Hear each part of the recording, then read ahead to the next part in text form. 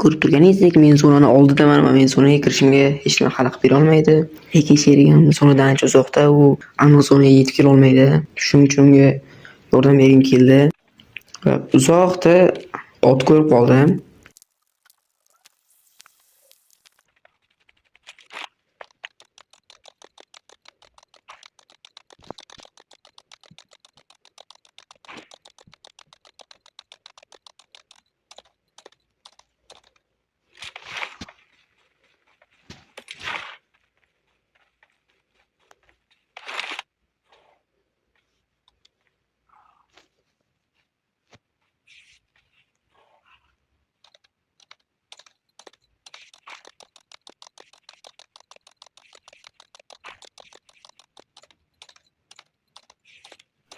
Mana, endi tufayli sherigim ham zonadan chiqib oldi.